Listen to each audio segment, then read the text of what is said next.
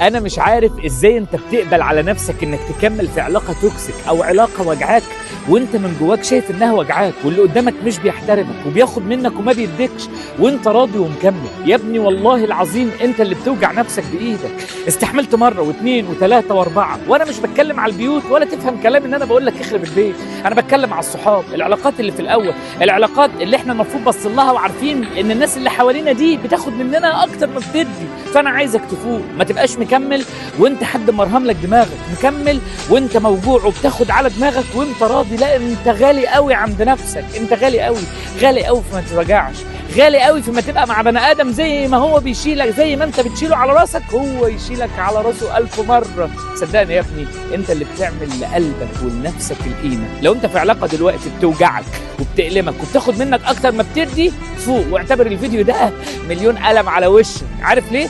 عشان قلبك ومشاعرك تستاهل وغاليه، مش اي حد ياخدها.